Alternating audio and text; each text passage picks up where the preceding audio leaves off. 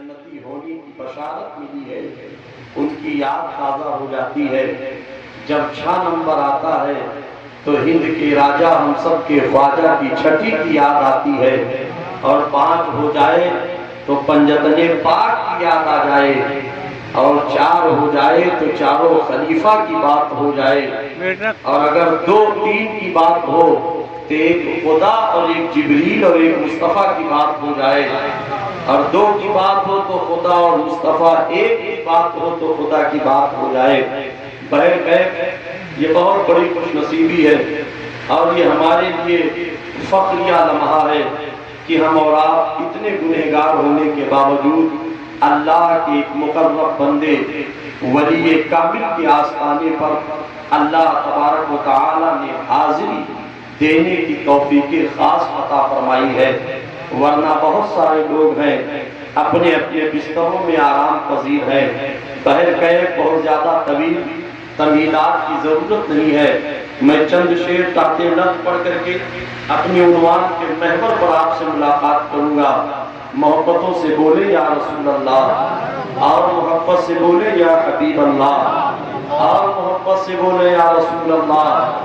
حضرات، ہمارے یہاں چاہے مٹی ہو، موت ہو، انتقال ہو، یا بچے کی ولادت ہو، یا صاحب آستانہ یا دیگر اولیاء اللہ کے عرص پاک کا اہتمام ہو، ساری چیزوں میں ایک چیز ہوتی ہے، اور اس ایک چیز کو ہم اور آپ میلاد رسول کہا کرتے ہیں۔ اور میلاد رسول جو اللہ کے رسول کی پیدائش کو کہا جاتا ہے، وجہ کیا ہے کہ جب ہمارے یہاں کوئی بھی ماحول ہو تو صرف محفل میلاد رسول کیوں ہوتا ہے؟ اس کی وجہ یہ ہے کہ رب فرماتا ہے، اے محبوب، اگر تمہیں پیدا کرنا مقصود نہ ہوتا تو اپنے رب ہونے کا اظہار بھی نہ کرتا۔ تو رب کی ربوبیت کا اظہار میلاد مصطفیٰ ہے، رب کی ربوبیت کا اظہار میلاد مصطفیٰ ہے، فرش زمین کا وجود میلاد مصطفیٰ ہے، نیلگوں آسمان کا شامیانہ وجہ میلاد مصطفیٰ ہے۔ تبھی تو اعلیٰ حضرت سرکار فرماتے ہیں، یا رسول اللہ، یہ زمین و زمان تمہارے لیے، یہ مکین و مکہ تمہارے لیے، ہم آئے یہاں تمہارے لیے، اٹھے بھی وہاں تمہارے لیے۔ مگر آئیے دیکھیے، لوگ اعتراض کر دیتے ہیں، آپ کی کیا وجہ ہے کہ عرس کے نام پر بھی میلاد، میت کے نام پر بھی میلاد، ولادت کے نام پر بھی میلاد؟ میلاد میں ہوتا کیا ہے؟ ہمارے یہاں میلاد میں ہوتا یہ ہے، نبی پر درود پڑھایا جاتا ہے، نبی کی شان بیان کی جاتی ہے۔ کون نبی جن کا نام نامی اسم گرامی محمد ہے؟ کون نبی جن کا نام نامی اسم گرامی احمد ہے؟ تو اسی پیارے نبی کی تعریف ہوتی ہے۔ لوگ کہتے ہیں کتنی تعریف ہو رہی ہے، جب دیکھو تب عرس کے نام پر نبی کی تعریف، جب دیکھو تب ولادت کے نام پر نبی کی تعریف، جب دیکھو تب پیدائش کے نام پر نبی کی تعریف۔ آخر کتنی تعریف کیوں ہو رہی ہے؟ تو شاعر اپنے لہجے میں اس طریقے سے لبے گویا ہوتا ہے کہ سوچ اگر تو سوچ سکے تو پھر سوچ محمد کیسے ہے، سوچ اگر تو سوچ سکے تو پھر سوچ محمد کیسے ہے، جن کے لیے خود کعبہ جھکا ہے پھر سوچ محمد کیسے ہے، جن کے لیے خود کعبہ جھکا ہے پھر سوچ محمد کیسے ہے۔ اور رب نے تو محبوب کہا ہے، رب نے تو محبوب کہا ہے، طٰہٰ اور یاسین کہا ہے، ان کے جیسا کوئی نہ آیا، سوچ محمد کیسے ہے، ان کے جیسا کوئی نہ آیا، سوچ محمد کیسے ہے۔ اور چاند سے جب جب چاہا کھیلا، جب چاہا تب توڑ دیا۔ اعلیٰ حضرت سرکار فرماتے ہیں، چاند جھک جاتا جدھر، انگلی اٹھاتے مہد میں، کیا ہی چلتا تھا اشاروں پر کھلونا نور کا۔ حضرات، شاعر کہتا ہے، چاند سے جب جب چاہا کھیلا، جب چاہا تب توڑ دیا، چاند سے جب جب چاہا کھیلا، جب چاہا تب توڑ دیا، ارے توڑ کے اس کو پھر سے جوڑا، سوچ محمد کیسے ہے، توڑ کے اس کو پھر سے جوڑا، سوچ محمد کیسے ہے۔ اور مرضی رب سے سب نبیوں کا مسجد اقصیٰ تھا قبلہ۔ کیونکہ میں شعر کو پڑھ رہا ہوں کہ اگر ایک مصرع کو آپ سمجھ لیں تو ایک مصرع ہی پوری تقریر بن سکتی ہے. جو کہ آپ کو پتہ ہونا چاہیے کہ آج ہم سب کا قبلہ خانہ کعبہ ہے، لیکن حضرت آدم سے لے کر حضرت عیسیٰ تک، حضرت عیسیٰ کے بعد میرے مصطفیٰ تک جتنے نبی آئے، سارے نبیوں کا قبلہ بیت المقدس جو فلسطین میں ہے. خانہ کعبہ کسی کا قبلہ نہیں تھا. حضرت آدم آئے، قبلہ بیت المقدس ہے. حضرت شیش آئے، قبلہ بیت المقدس ہے. حضرت زکریا آئے، قبلہ بیت المقدس ہے. حضرت نوح آئے، قبلہ بیت المقدس ہے. حضرت دانیال آئے، قبلہ بیت المقدس ہے. حضرت ذوالکفل آئے، قبلہ بیت المقدس ہے. حضرت یونس آئے، قبلہ بیت المقدس ہے. حضرت یوسف آئے، قبلہ بیت المقدس ہے. حضرت یعقوب آئے، قبلہ بیت المقدس ہے. حضرت ایوب آئے، قبلہ بیت المقدس ہے. حضرت ابراہیم آئے، قبلہ بیت المقدس ہے. حضرت اسماعیل آئے، قبلہ بیت المقدس ہے. حضرت موسیٰ آئے، قبلہ بیت المقدس ہے. حضرت عیسیٰ آئے، قبلہ بیت المقدس ہے. اور پیارے مصطفیٰ کی ذات آئی تب بھی قبلہ بیت المقدس. مگر نماز کی حالت میں قبلہ کی طرف میرے نبی نے خیال کیا کہ کاش میرا قبلہ بیت المقدس نہ ہو بلکہ خانہ کعبہ ہو. اتنا خیال کیا، اللہ نے فوراً فرشتہ بھیجا، جاؤ محبوب کو بتا دو، اے محبوب اپنے رخ کو خانہ کعبہ کی جانب مرکوز فرما لیں. آج سے آپ کا قبلہ خانہ کعبہ ہے، آپ کی امت کا قبلہ خانہ کعبہ ہے. محبت سے بولو سبحان اللہ. اب ذرا سوچئے گا، یعنی جتنے نبی آئے سارے نبیوں کا قبلہ کس کی مرضی سے بنا؟ اللہ کی مرضی سے. بیت المقدس جو قبلہ بنا اللہ کی مرضی سے. حضرت آدم سے عیسیٰ تک، میرے مصطفیٰ تک سب کا قبلہ رب کی مرضی سے. اب شیخ سنیے، ملاحظہ فرمائیے. سوچ، اگر تو سوچ سکے تو پھر سوچ محمد کیسے ہیں جن کے لیے خود کعبہ جھکا ہے. پھر سوچ محمد کیسے ہیں. رب نے تو محبوب کہا ہے، طٰہٰ اور یاسین کہا ہے، ان کے جیسا کوئی نہ آیا. سوچ محمد کیسے ہیں. چاند سے جب چاہا کھیلا، جب چاہا تب توڑ دیا، توڑ کے اس کو پھر سے جوڑا. سوچ محمد کیسے ہیں. اور مرضی رب سے سب نبیوں کا مسجد اقصی کا قبلہ، مرضی رب سے سب نبیوں کا مسجد اقصی کا قبلہ. ارے سوچ سے جن کے قبلہ بدلے. سوچ محمد کیسے ہیں. سوچ سے جن کے قبلہ بدلے، یعنی رب کی مرضی سے سب کا قبلہ، مگر میرے مصطفیٰ کی مرضی سے ہم سب کا قبلہ. اللہ اللہ. سوچ سے جن کے قبلہ بدلے. پھر سوچ محمد کیسے ہے. اور آمد پہ سرکار کے میلے سارا عالم روشن ہے. آمد پہ سرکار کے میلے سارا عالم روشن ہے. ارے جبریل امین خود جھنڈا لگائے. سوچ محمد کیسے ہے. جبریل امین خود جھنڈا لگائے. پھر سوچ محمد کیسے ہے. حضرات اشعار تو بہت ہیں مگر یہ سب معاملہ نقبہ حضرات کے لیے ہے. یہ حضرات بہت بہترین نقیب ہیں. بہت ساری جگہوں پہ ملاقات ہوتی رہتی ہے. علامہ قاری طیب صاحب جو ہے یہ خانقاہی نقیب ہیں، حالانکہ ہر کوئی انہیں سمجھ نہیں پاتا ہے. بہترین شاندار نقابت حضرت کی ہوا کرتی ہے. خانقاہوں کے حوالے سے روحانیت کی دنیا میں، پیر طریقت کے ماحول میں بہر کیف میں آپ کی بارگاہ میں عرض کروں. ابھی میں نے جو آیت کریمہ کی تلاوت کرنے کے لیے پیش کر دیا اور شہید ہو گئے، مگر ایک بچے امام سجاد علی نوسر، امام زین العابدین. جب وہ بچے یزیدیوں نے سوچا انہیں بھی مارے ختم، مگر سیدہ زینب نے حوصلے سے کام دیا. خود آگے آئیں. خبردار، تم نے علی اصغر کو مارا، علی اکبر کو مارا، اولا محمد کے بچپن کو چھینا، قاسم کے لاشوں پر گھوڑوں کے ٹاپے دوڑائے، بھیا حسین کے لباس اطہر کو پامال کر دیا. اب تم کس چکر میں ہو یزیدیو؟ اب تم میرے بھیا کی نشانی کو مٹاؤ گے۔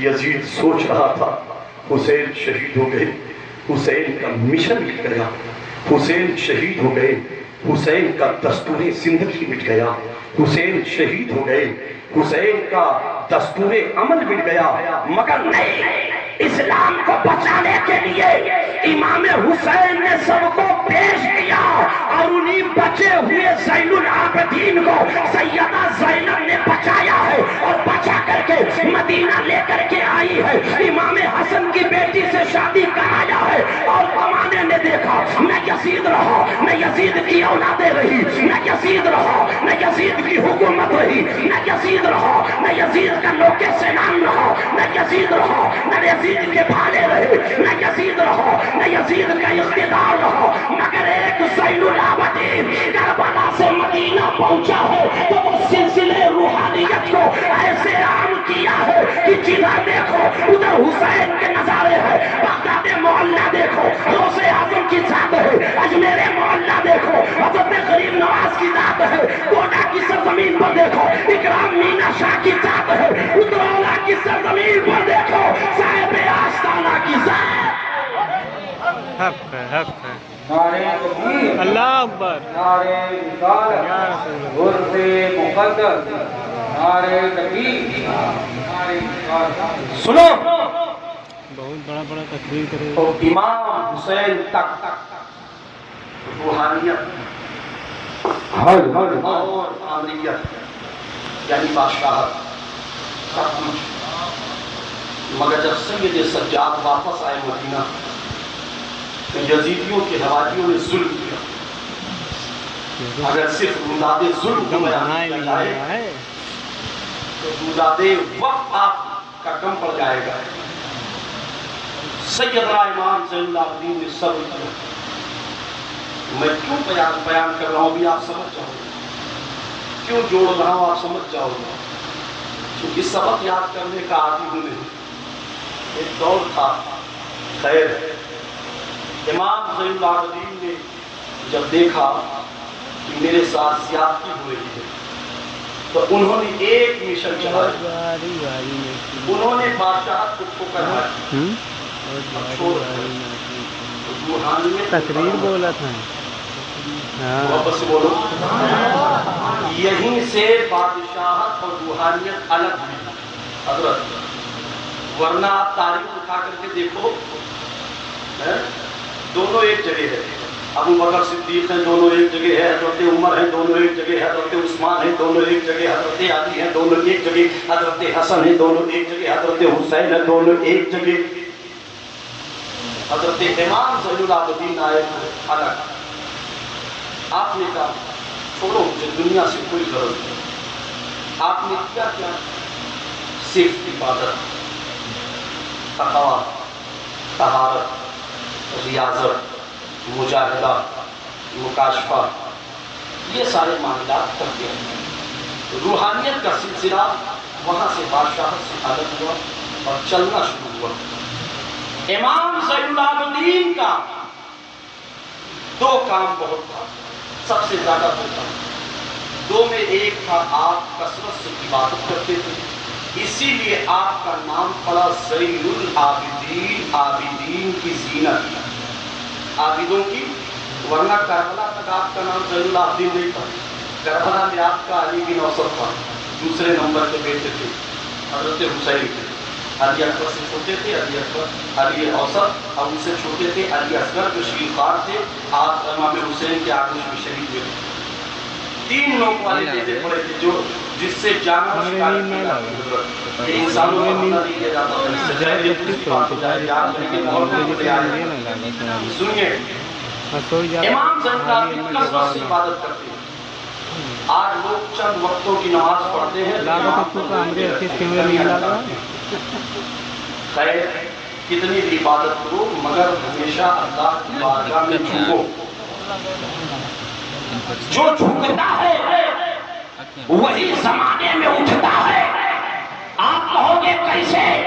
ارے لکھنؤ کی سرزمین پر جو جھکے تو گوڈا کی سرزمین پر اٹھے، اور گوڈا کی سرزمین پر حضرت جھکے تو اترولہ کی سرزمین پر اٹھے۔ بہت بیتوا بیتوا کو آپ دیکھو آندھی آ جائے ہائے ہائے آندھی آ جائے وہ چھپ جاتا پھر اس کے بعد کھڑا ہو یعنی بچ جاتا اور شیشوں بنا رہتا ہے اوپر جاتا تو اللہ کی بارگاہ میں جھکو کیونکہ اللہ کی بارگاہ تو نہیں بتا سکتا مگر اتنا ضرور جانتا ہو یہ جو اللہ والوں کی بارگاہیں ہوتی ہے یہ بہت بہترین بارگاہیں ہوتی ہے یہ بہت اچھی بارگاہیں ہوتی ہے اور یہاں سے جڑنے والا بہت بہترین ہو جاتا ہے یہاں سے رشتہ رکھنے والا بہت اچھا ہو جاتا ہے یہاں سے تعلق رکھنے والا ہر میدان میں کامیاب ہو جاتا ہے ناکام انسانوں کے لیے ایسی پاکیزہ بارگاہیں ہیں پریشان انسانوں کے لیے ایسی پاکیزہ بارگاہیں ہیں دنیاوی مسائل و آلام میں گھرے لوگوں کے لیے ایسی بارگاہیں ہیں اور جب ایسی بارگاہوں سے اگر کسی کا رشتہ ہو جاتا ہے اور جب رشتہ اللہ کے ولیوں سے ہوتا ہے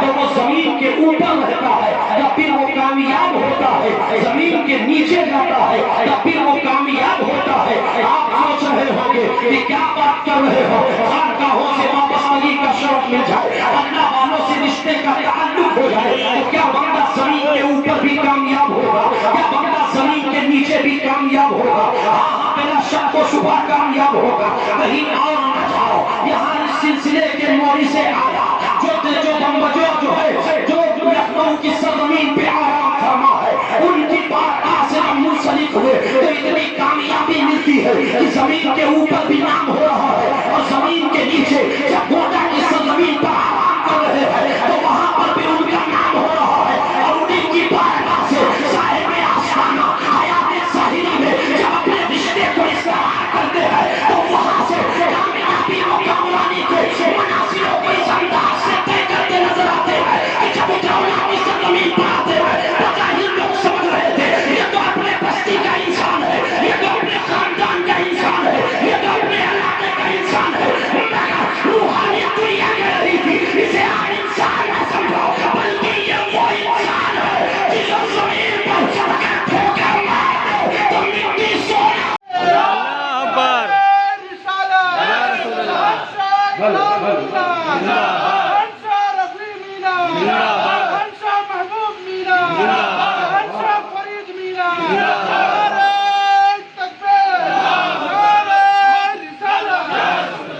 غور سے سنیے ایسے اللہ والوں کا کارنامہ ہے کیا لوگ سمجھ رہے ہیں ہمارے آبادی کا ہے کوئی قدر و قیمت نہیں ہے آپ کو میں بتاؤں ایک زمانہ تھا حضرت آقا کریم کے وصال پرملال کے بعد صدیق اکبر کا دور آیا صدیق اکبر روحانی اعتبار سے خلیفہ بھی ہے صدیق اکبر دنیاوی اعتبار سے مسلمین کے بادشاہ بھی ہے صدیق اکبر کے وصال کے بعد حضرت عمر فاروق اعظم کا دور آیا روحانی اعتبار سے آپ پیر بھی ہے اور دنیاوی اعتبار سے 22 لاکھ مربع میل کے شہنشاہ بھی ہے اور ایسے شہنشاہ کی زمین پر بھی حکومت آسمان پر بھی حکومت ہواؤں پر بھی حکومت پانیوں پر بھی حکومت انسانوں کے دلوں پر بھی حکومت آگ پر بھی حکومت میں آگے بڑھنا نہیں چاہوں گا بس مختصراً آپ کو لے کر کے چلوں گا اب حضرت عمر حضرت ابو بکر کے بعد حضرت عمر کا دور حضرت عمر کی شہادت کے بعد حضرت عثمان غنی کا دور روحانی اعتبار سے پیر بھی ہے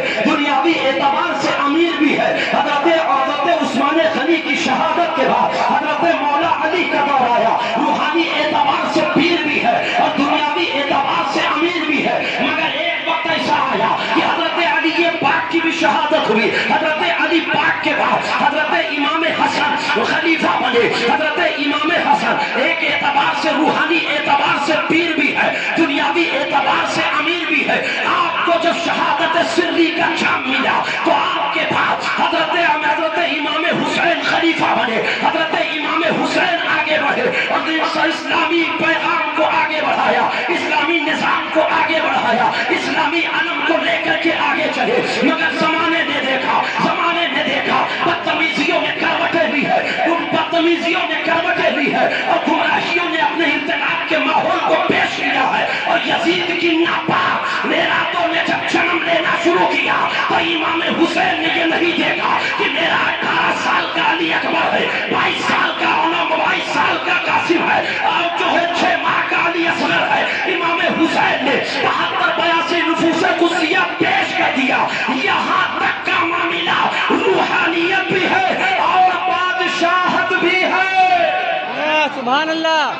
یہاں کے بہت خوب۔ بعد اصل و تاریخ لوگ کہتے ہیں نا کہ مسلمانوں کے یہاں وہ سلسلہ کہا گیا، یہاں کے بعد جب میرے امام کی شہادت ہوئی وقت نہیں بنا خیر نہیں، ایسا لگتا ہے امام پہچان گئے، ایسا لگتا ہے جان گئے ان کے بھیا کا قاتل میں ہوں۔ حالت خراب، حالت خستہ، پریشانی کا ماحول، پیشانی پر شکن، پریشان ہوا، ٹھہرا ہوا۔ امام زین العابدین آئے، آگے بڑھے، دھیرے دھیرے قدموں سے آگے بڑھے۔ کہا جا رہے ہو؟ کہا جی حضور۔ تب تک اپنے تلوار کی ہتھے پہ اپنا ہاتھ رکھا۔ اس نے سوچا اگر کوئی حملہ ہوگا جواب دوں گا، اپنی دفاع کروں گا، مگر امام نے کچھ نہ کہہ کر کے صرف اتنا پوچھا جا رہے ہو؟ اس نے ہاتھ کو باہر کیا، جی حضور جا رہا ہوں۔ کہا یہ لو۔ کہا کیا ہے؟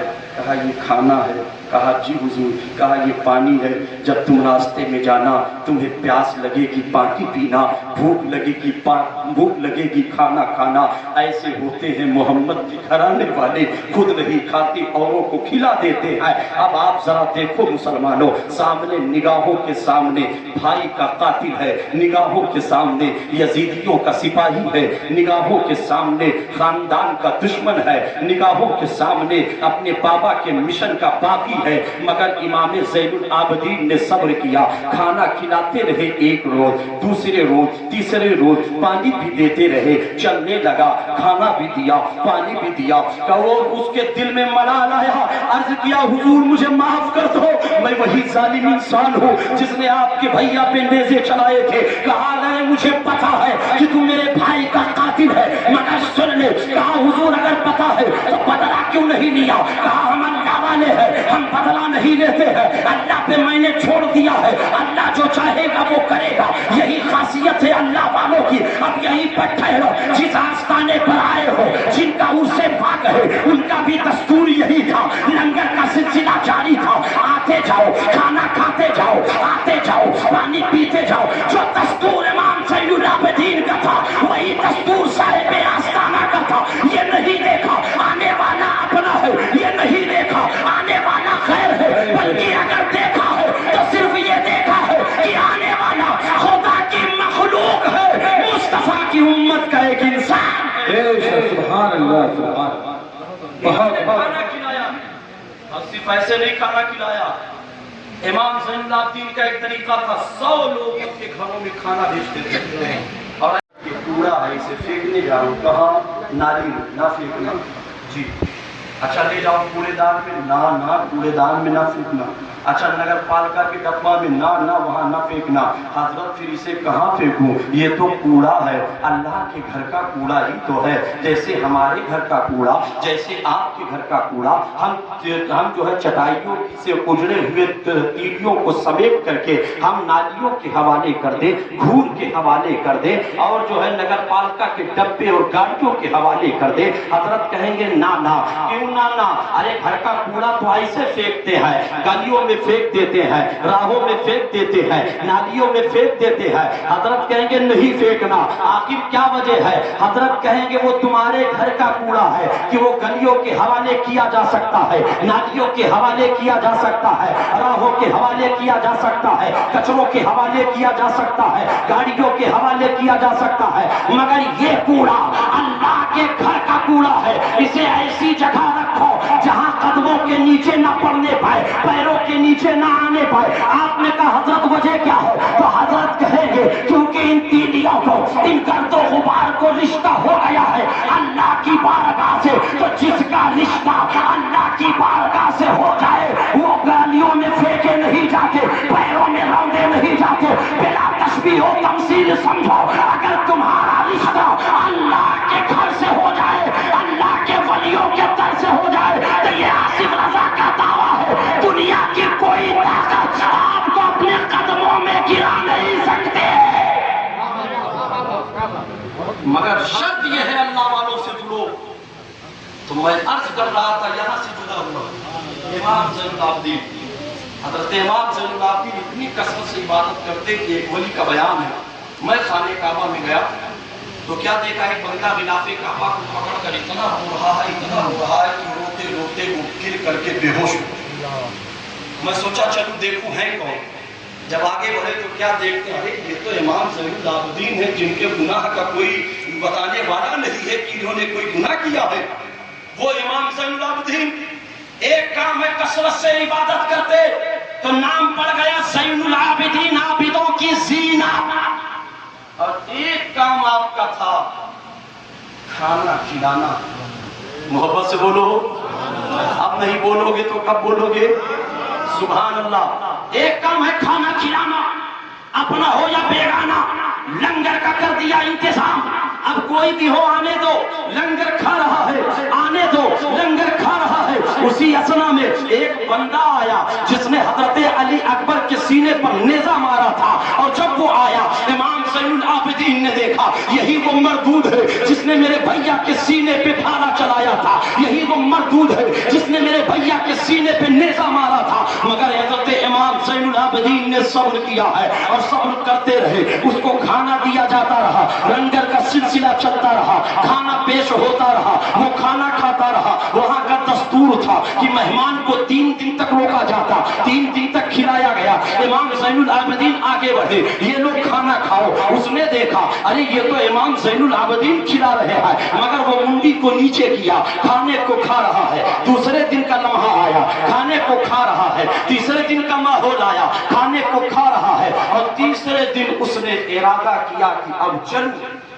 اس نے سوچا شاید پہچان نہیں پائے امام زین العابدین. چلو نکل چلتے ہیں. آگے بڑھا. تب تک کسی نے کہا جاؤ میرے امام سے مل تو لو. تو وہ گیا حضور السلام علیکم چل رہا ہوں. جی جا رہے ہو؟ جی حضرت.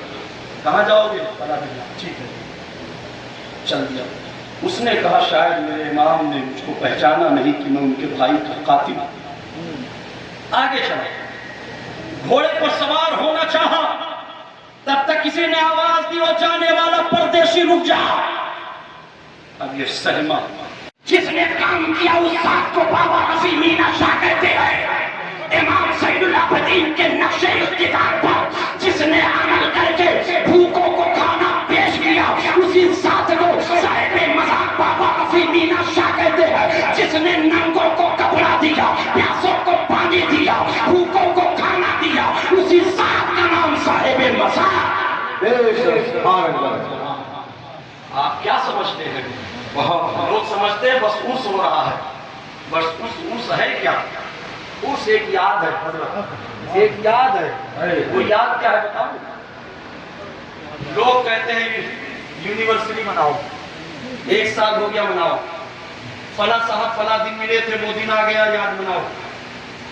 مگر اس لیے ہوتا ہے اللہ معلوم کا کہ اللہ والے آج ہی کے دن 27 صفر المظفر کو جب اپنوں کو چھوڑ کر اپنے کی بارگاہ میں گئے تو وہاں ملاقات اپنے بیٹے سے نہیں اپنے بھتیجے سے نہیں اپنے پوتے سے نہیں. وہاں اگر ملاقات ہو رہی ہے تو مدینے کے تاجدار سے ہو رہی ہے. قرآن کے شان سے ہو رہی ہے. مکی تاجدار سے ہو رہی ہے. مدنی تاجدار سے ہو رہی ہے. ساری کائنات کے مالک و مختار سے ہو رہی ہے. ملاقات ہو رہی ہے. اور اسی ملاقات کی یاد کو ہر سال منایا جاتا ہے. اسی کو عرس کہا جاتا ہے. سبحان اللہ. اسی کو کچھ لوگ کہتے ہیں کیا مطلب عرس کرنے سے ہمیں میاں عرس کرنے کا مطلب صرف ایک ہے احسان ثواب. احسان ثواب کیا ہے؟ احسان ثواب ہر سال ہوتا ہے. کسی نے کہا اچھا میں بھی پریشان تھا. میں مولانا سے ذکر کیا یار مولانا ابھی جلدی تو ہم لوگ گئے تھے. بولے وہ ان کے پیر کا تھا. میں نے کہا پھر بولے اب ان کا ہے. تو ہم نے کہا یار تم میٹر کہاں سے لاؤ. تو انہوں نے کہا تمہارے پر میٹر کی کمی نہیں ہے بس تم پہنچو وہاں پر. اور واقعی یہی بات میٹر کی کمی نہیں ہے. وجہ یہ ہے ان کی بارگاہ میں اصلی اوریجنل ویٹر بن جاؤ تو میٹر خود آ جائے. بے شک سبحان اللہ. یہ وہ اللہ والے کسی نے کہا اللہ والوں کی بارگاہ میں کیوں بھیجتے ہو؟ آئے صاحب سجادہ کی بارگاہ میں حضور ہو گیا اولاد نہیں، جاؤ صاحب حضرت سے مانگو، حضرت کی بارگاہ میں دعا کرو، ٹھیک ہے۔ کسی نے کہا میرا کام نہیں چل رہا، جاؤ حضرت کی بارگاہ میں دعا کرو۔ کسی نے کہا کہ میرا بیٹا بگڑ گیا، جاؤ حضرت کی بارگاہ میں مانگو۔ اچھا کیوں؟ یہی سوال حضرت سیدی سرکار اعلیٰ حضرت کے دور میں حضور اشرفی میاں سے کیا گیا۔ اشرفی میاں چلے کہاں؟ محدث اعظم کی چھوچھلی ہے وہ، اب چلے کہاں؟ رامپور کا بادشاہ جو تھا، ابھی میں گیا تھا رامپور کا بادشاہ جو تھا، اس نے جو ہے خبر مل گئی کہ ادھر سے اشرفی میاں گزر رہے ہیں، محدث اعظم، ان کو بلاؤ۔ یہ وہ محدث اعظم ہے اور یہ محدث اعظم ہے اور اعلیٰ حضرت کے بیٹے مفتی اعظم، اور دونوں مسجد میں بیٹھے تھے، چائے آئی تو ایک نے چائے وہیں پی اور ایک نے چائے اٹھا کر کے لے گئے جو ہے وضو خانے میں بیٹھ کے۔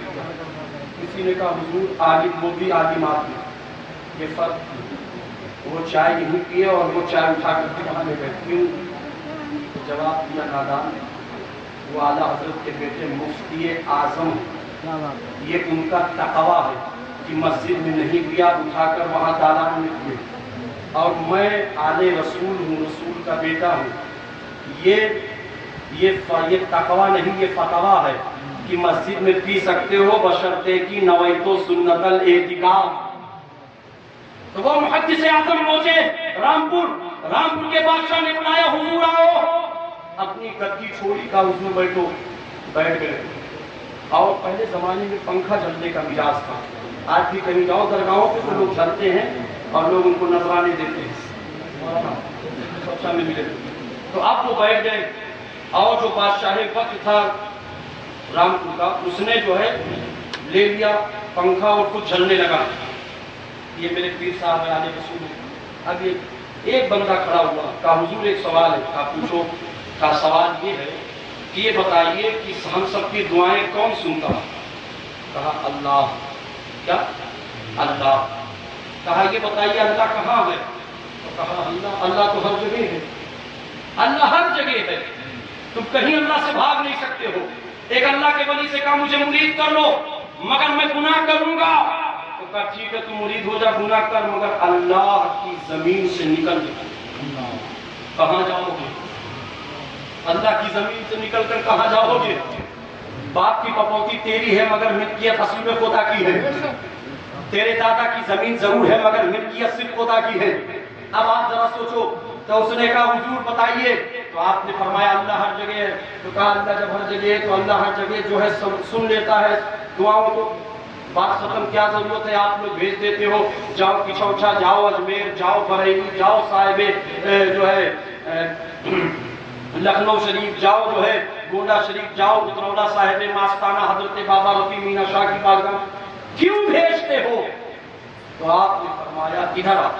وہ قریب آیا اور قریب آیا اور قریب آیا اور قریب آیا اور قریب آیا، بالکل قدموں کے پاس بیٹھ گیا۔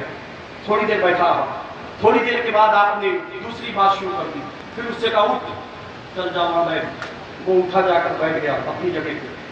پھر تھوڑی دیر ادھر ادھر کی باتیں ہوتی رہی، پھر آپ نے فرمایا وہ کیا سوال کیا تھا تو نے بتا؟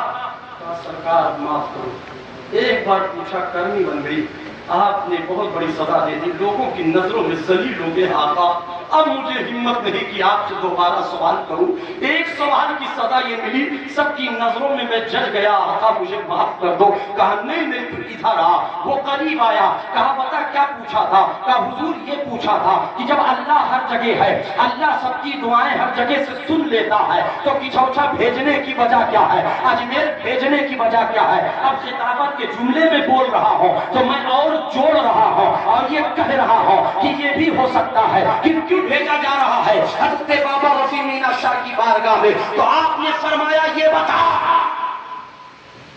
کہ جب تو ادھر آیا تو بتا تجھے ہوا لگی؟ کہا جی حضور پنکھے کی ہوا لگی۔ کہا جب واپس چلا گیا ہوا لگی؟ کہا نہیں حضور میں تو دور ہو گیا، ہوا کیوں لگے گی؟ تو کہا وہ بادشاہ رامپور بتاؤ تم نے جو پنکھا جھلا ہوا دی کس کے لیے؟ کیا تم نے پنکھا جھلی ہے اس کے لیے؟ کہا حضور اس جیسا تو ہمارے پاس بے شمار نوکر ہیں، ہم کو کیا ضرورت ہے ہم اس کو ہوا دیں؟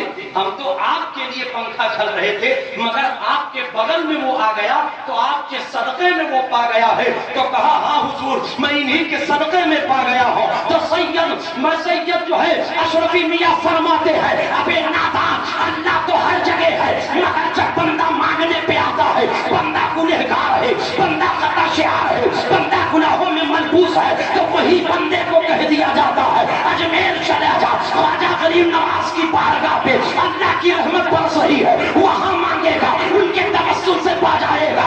اجمیر معلیٰ چلا جا، خواجہ کے توسل سے پائے گا۔ کچھوٹا چلے جا، مخدوم سمنا کی وسیلے سے پائے گا۔ قطب ادرولہ چلے جا، صاحب آستانہ کے توسل سے پائے گا۔ لکھنؤ چلا جا، شمینہ کے توسل سے پائے گا۔ کوٹا چلا جا، شاہی گرام کے توسل سے پائے گا۔ آصف رضا نے ایک جملہ اور بڑھا دیا اور یہ کہہ دیا کہ آگے پر ادرولہ رفیع نگر کے علاقے میں صاحب آستانہ حضرت بابا رفیع میاں شاہ کی بارگاہ میں چلا جا، ان کی برکتوں سے تجھے مل جائے گا۔ نعرے تکبیر، نعرے رسالت، عرص مینائی، نعرے تکبیر، نعرے